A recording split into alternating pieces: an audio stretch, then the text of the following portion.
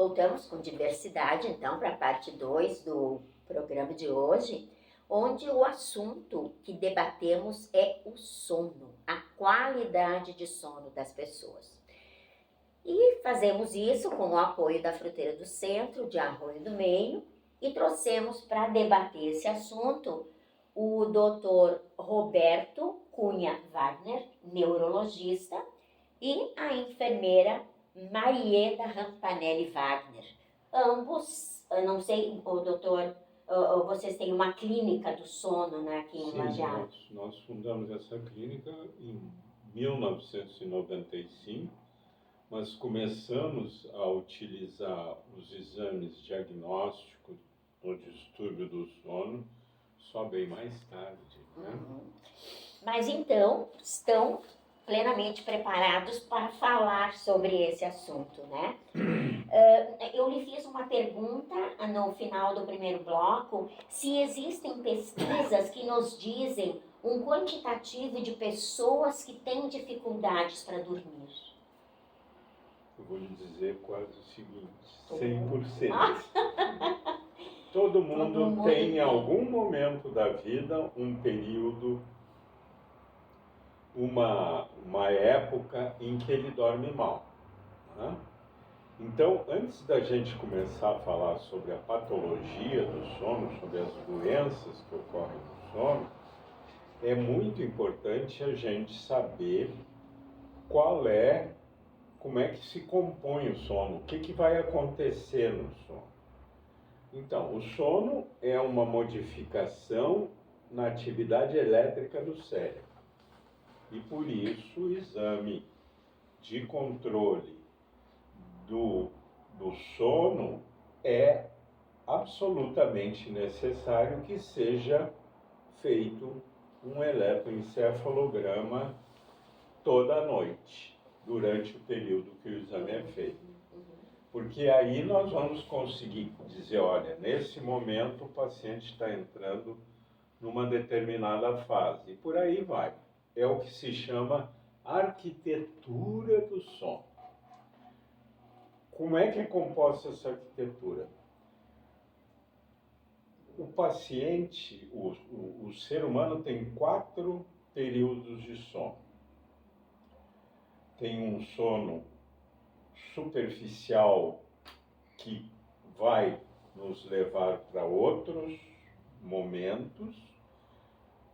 Temos um estágio intermediário e, finalmente, um sono muito profundo. E um sono, esses 3 primeiros, os olhos ficam firmes, eles não se movimentam.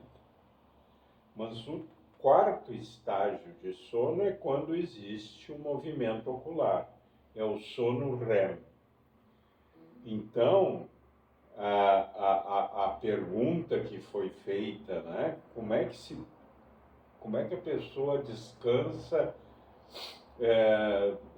fazendo um exercício físico e passando para ir depois num ônibus com pessoas falando. Um monte de gente, ou num avião, um monte de gente. Em geral, o sono é superficial, não é um sono reparador.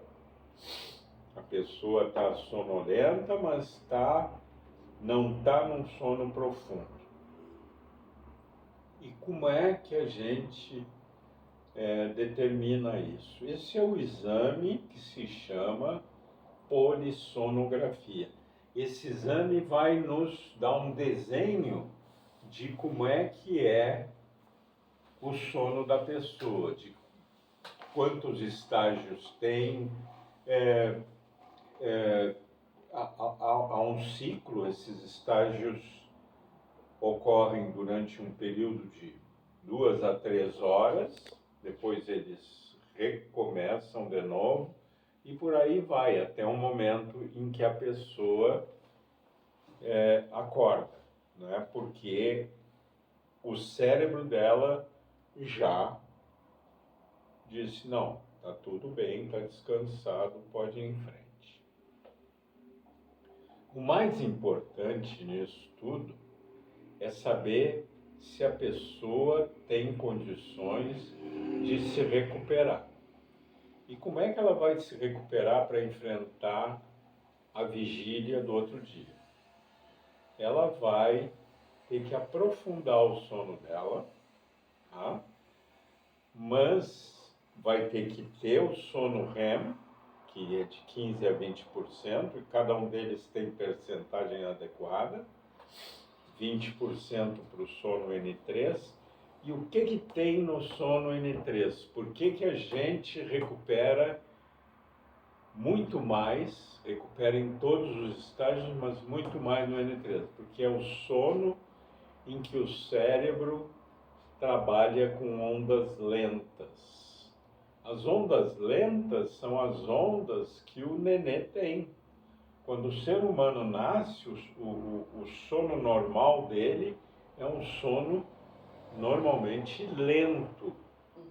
Então, essa atividade lenta repousa a criança e faz ela crescer.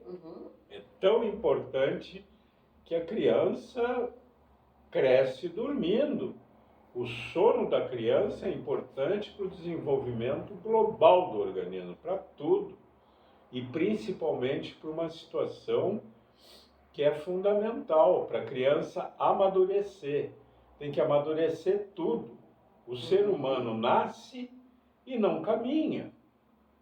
O filhote do cavalo, da égua, ele sai do útero da mãe e já fica de 4.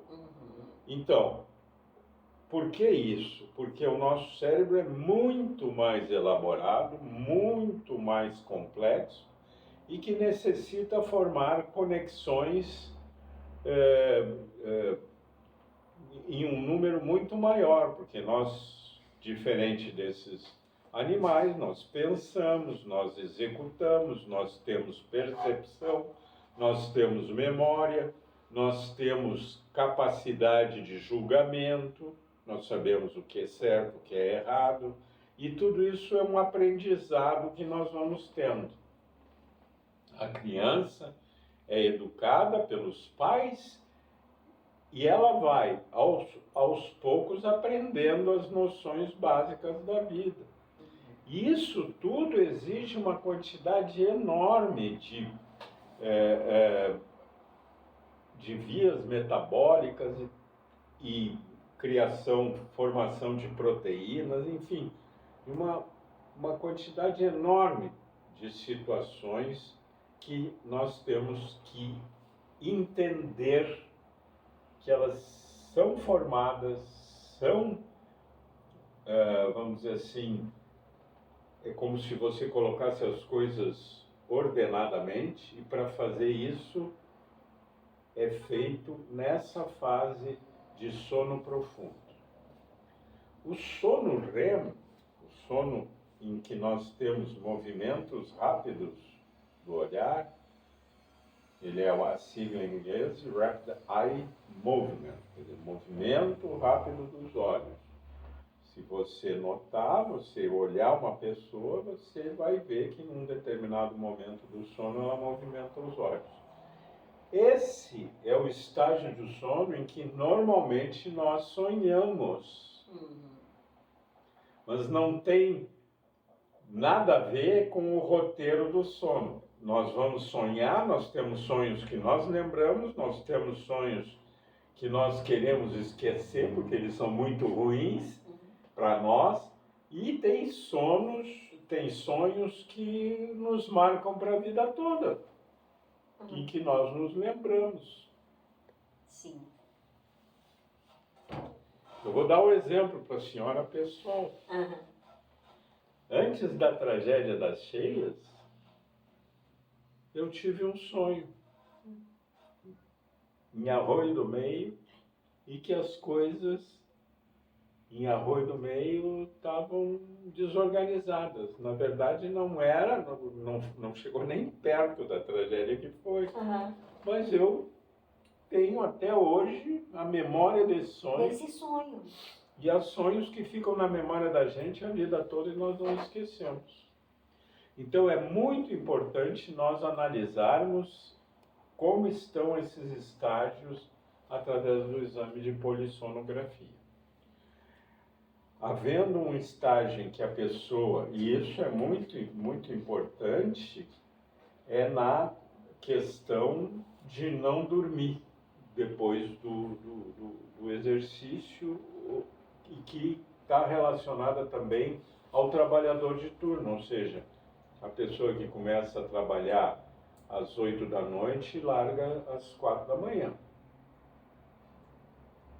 Esse sono dela, se for analisado, não é um sono perfeito. Não é um sono de qualidade, né? De qualidade. Então, nós temos que saber como manejar isso. Essas pessoas pensam que dormem e não dormem. É muito difícil que elas tenham a ideia e a noção de que tem que escurecer todo o quarto às 11 da manhã, que é as horas que elas vão começar a dormir. Né? E aí a gente volta na primeira que a gente falou, do cérebro ser governado pela luz do sol.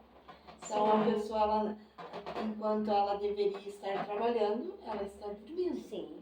Então por isso que mais tarde, quem faz o turno 7 por 24 vai ter algum distúrbio do sono. Sim. E às vezes está muito ligado à apneia do sono. E essa questão, doutor, ou Marieda também, essa questão de não ter a qualidade do sono, né? Ou de pessoas que têm insônia, que têm dificuldade para dormir, ou pessoas que têm esses turnos, né, diferenciados, o que isso acarreta futuramente? Acarreta várias coisas, mas algumas coisas a gente já sabe. Por exemplo, o declínio cognitivo é maior nas pessoas que têm distúrbio. O que é declínio cognitivo? É aquela situação em que, com o passar do tempo, tu vai tendo lapsos de memória, tu vai tendo distúrbios da cognição. O que é cognição? É os nossos 5 sentidos, né? Visão, tato, olfato, audição e paladar, né? Se nós não temos isso funcionando bem, nós acabamos, com o passar do tempo, declinando todo o conjunto de coisas. O que é a cognição? Então, a cognição é a capacidade de ter memória.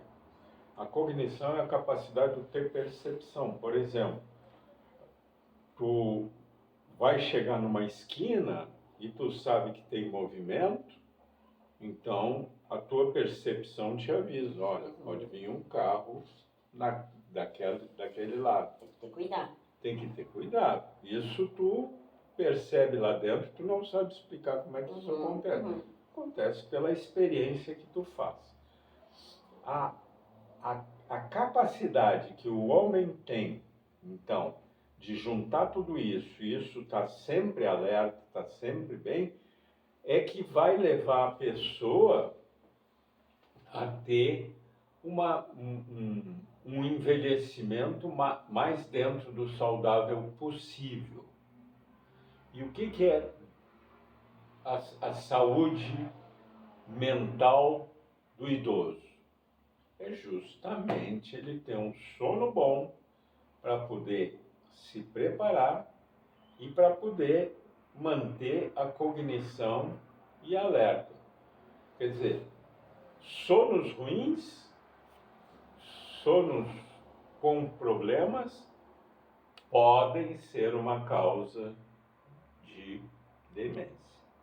E aí nós falamos sobre isso. Isso aí. Voltamos então em seguida para o terceiro bloco do Diversidades de hoje, sempre com o apoio da Fruteira do Centro de Arroio do Meio.